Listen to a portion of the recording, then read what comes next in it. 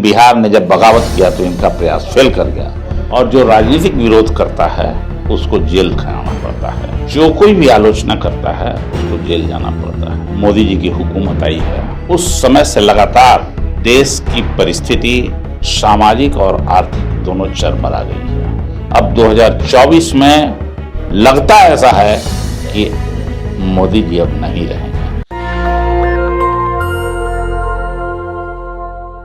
मेरे साथ बिहार विधानसभा के पूर्व स्पीकर और आरजेडी के कद्दावर नेता उदय नारायण चौधरी हैं। बिहार में जो राजनीतिक घटनाक्रम बदली है, नीतीश कुमार और आरजेडी का जो गठबंधन हुआ है, 2024 की पूरी प्लानिंग चल रही है। आरजेडी के थिंक टैंक में हैं उदय नारायण चौधरी जी। नीतीश कुमार के साथ भी इन्होंने लंबा काम किया है, दोनों अनुभव है और सोशल जस्टिस को भी समझते हैं और बीजेपी को भी इन्होंने करीब से देखा है। क्या लग रहा है सर, 2024 के लिए क्या रणनीति है आप लोगों की? देखिए, जब से एनडीए की सरकार 2014 से देश में बनी है, मोदी जी की हुकूमत आई है, उस समय से लगातार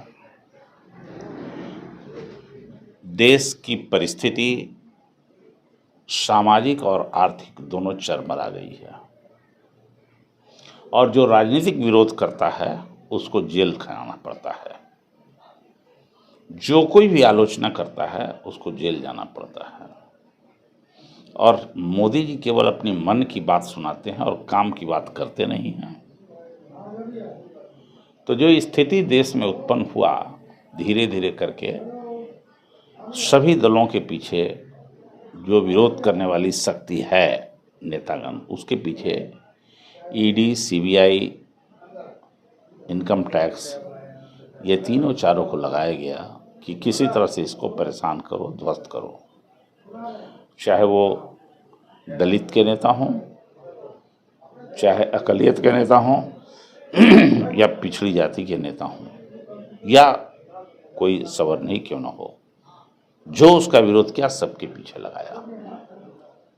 अब ऐसी स्थिति उत्पन्न हो गई है ये देश में कि इनका है कि किसी तरह से विपक्ष को समाप्त करो।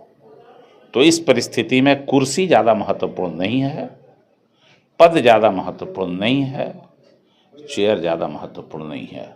महत्वपूर्ण है कि किसी तरह से बीजेपी को 2024 में हटाया जाए और इस बात को समझते हुए और मानते हुए लालू प्रसाद जी के सलाह पर, आदेश पर, लालू जी के इशारे पर तेजस्वी प्रसाद यादव ने फैसला लिया कि राष्ट्रीय जनता दल बड़ी पार्टी जरूर है विधानसभा में, लेकिन हम अपना नेतृत्व और मुख्यमंत्री नीतीश कुमार को मानेंगे और नीतीश कुमार भी तैयार हो गए और एक उद्देश्य है कि किसी तरह से राष्ट्रीय जनता दल के नेतृत्व में, देश से जो महागठबंधन बना राष्ट्रीय जनता दल के नेतृत्व में, माइनस बीजेपी, सभी पार्टियों को एक साथ किया गया और अब इसका असर पूरे देश में हो रहा है।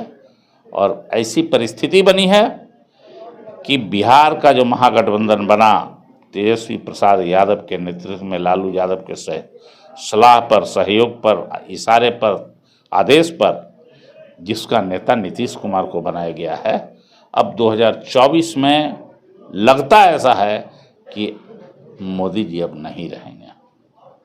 लेकिन हिंदू मुस्लिम की राजनीति तेज है। अमित शाह बिहार दौरा करने वाले हैं, उनकी नज़र SC, ST, OBC और माइनॉरिटी पर वोट नज़र है, ध्रुवीकरण होगा। आप लोग कहाँ उससे लड़ पाएंगे? देखिए, बीजेपी का इसके अलावे कोई एजेंडा कहाँ है?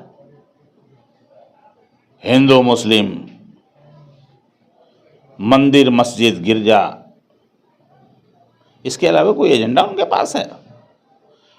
न बेरोजगारी मिटाने का कोई एजेंडा है, न किसानों के लिए कोई प्लानिंग है, न शिक्षा व्यवस्था है ठीक करने की कोई बात है।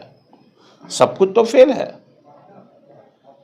मजदूर बेरोजगार हैं, लेकिन सर वो तो आए ही हैं मंदिर बनाने, जो स्कूल बनाने का दावा करते थे वो लोग भी तो मंदिर के जाल में फंसे हुए हैं, वो कहाँ स्कूल बना रहे हैं। लेकिन जो परिस्थिति चली है और बनी है, अब मोदी जी का यह छलावा नहीं चलने वाला है। देश के लोग पहचान रहे हैं और यही कारण है कि सब लोग उबे हुए हैं और ये सब इनका खेल देख लिया। गिरगिट के जैसा कैसे बात बदलते हैं।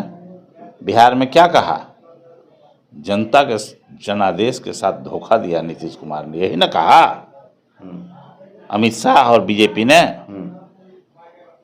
गोवा में क्या किया इसने, मध्य प्रदेश में क्या किया इसने चुनी हुई सरकार के खिलाफ, महाराष्ट्र में क्या किया इसने, राजस्थान में क्या प्रयास था उसका, और बिहार में भी ये प्रयास होने वाला था, उसका हो रहा था। झारखंड में प्रयास चला, लेकिन बिहार ने जब बगावत किया तो इनका प्रयास फेल कर गया। एक बार बिहार से आडवाणी जी के रथ को रोका गया था, अब पुनः इस बार हिंदू मुस्लिम के काट को खेलने वाले और लोगों के मन में भ्रम पैदा करा के इंसान के बीच नफरत फैलाने वाली जो योजना है बीजेपी की, उसके लगाम को पुनः रोक थाम लिया है और रोकने का काम कर दिया है बिहार तेजस्वी प्रसाद यादव राजद के नेतृत्व में, नीतीश कुमार के सहयोग से। तो क्या धर्म की राजनीति का कोई आप लोग के पास संसाधन भी नहीं, टीवी अखबार वाला सब कह रहा है जंगल राज आ गया बिहार में। अरे भाई, टीवी अखबार इतने डरे हुए हैं, बीजेपी के लोग इतने डरे हुए हैं कि हर मिनट में नीतीश कुमार और लालू यादव और तेजस्वी का नाम लिया। जब पूर्णिया में भाषण देने गए तो ये अमित शाह इतने डरे हुए हैं, 50 बार से ज़्यादा 70-72 बार उन्होंने नाम लिया है। किस बात का प्रतीक है, एक भी काम का बात नहीं किया उन्होंने, केवल छलावा का बात किया और झूठ बोलने का काम किया। तो इससे लड़ा जाएगा। अखबार मीडिया साथ नहीं दे रहा, बात सही है कि नहीं साथ दे रहा है। जितने भी जो गोदी मीडिया है, जितने भी ये मेन स्ट्रीम की मीडिया है, सब उनके साथ है। अब तो लोग अखबार पढ़ना बंद कर दिया, टीवी देखना बंद कर दिया। व्यवहारिकता में आपको बताऊं, संसाधन नहीं है आप लोग के पास, कैसे लड़ेंगे। उनके पास संसाधन है, पैसा है। जब संसाधन से खाली लड़ाई होना था तो बिरला कब के हो गया रहता देश का प्रधानमंत्री। मुकेश अंबानी हो जाए संसाधन से ही केवल। अरे रोक सकते हैं, ये डॉक्टर भीमराव अंबेडकर का बनाया हुआ संविधान है। जिस संविधान बचा रहा तो ये पूंजीपतियों का पूंजी धरा रह जाएगा और सत्ता परिवर्तन हो जाएगी। लेकिन ज़्यादातर SC ST OBC के लोग भी धर्म के नाम पर वोट कर रहे हैं सर। उसके तो अगर धर्म के नाम पर राजनीति होगी तो वो लोग तो बीजेपी को वोट देंगे ना। RJD के पास क्या एजेंडा है। मैं तो इसको पहले से ही कह रहा हूँ कि जो दलित पिछड़े लोग हैं, अकलियत दलित पिछड़े और आदिवासी लोग हैं, इन लोगों को धार्मिक जाल में फंसाया जा रहा है। और नासमझी से हमारे लोग जो पढ़े लिखे लोग हैं वो भी अंबेडकर का नाम लेते हैं, लेकिन अंबेडकर को समझते नहीं हैं ठीक से। लेकिन उसको प्रचार प्रसार की जरूरत है और बहुत तेज़ी से उसके बारे में लोग समझ रहे हैं। भय बीजेपी को है तो अंबेडकर वार से है, भय पेरियार से है, भय जो ललई सिंह यादव ने झूठी रामायण के खिलाफ कहा उससे है, भय तो ये है। लेकिन सर इतनी एट्रोसिटी हो रही है, शेड्यूल कास्ट के बच्चों को स्कूलों में मारा जा रहा है, पहले राजस्थान अभी यूपी। शेड्यूल कास्ट के नेता देश भर में एकजुट नहीं हो रहे, वो निकल भी नहीं रहे। दलित पिछड़े आदिवासी सब कोई बोल नहीं रहा है, चाहे वो सत्ता पक्ष में हो चाहे विपक्ष में। सत्ता पाने के लिए संघर्ष में बलि देना होगा और हमारा ये बलि चढ़ रहा है। हम न बलि से डरते हैं न घबराते हैं, लेकिन इसको हर हाल में हम इस वर्ग के लोग इसको हटा के रहेंगे। लालू यादव से क्या लग रहा है, वो सक्रिय होंगे क्या? आप तो उनके बहुत करीबी लोगों में से। लालू जी का स्वास्थ्य इन लोगों ने बिगाड़ दिया है जेल में रख करके। लालू यादव व्यक्ति नहीं है, अब तो विचार हो गया, संस्था हो गया। लालू यादव के स्वास्थ्य को इन्होंने बिगाड़ के रख दिया है। लेकिन इसके बावजूद लालू जी के को सुनने के बाद लगता है जब तक इस व्यक्ति के शरीर में एक बूंद भी खून है तब तक इन दंगाइयों के खिलाफ वो लड़ाई लड़ते रहेंगे और गरीब किसान मजदूर की आवाज़ को बुलंद करते रहेंगे। और उसी का नतीजा है कि बिहार से बिल्कुल तेजस्वी यादव ने फूंक दिया महागठबंधन बना के भाजपा बनाम all opposition party, communist party हो, माले हो, सभी पार्टियों को लेकर के आज जो वहाँ से रोशनी निकल रही है, उस रोशनी से बीजेपी एकदम घबराई हुई है।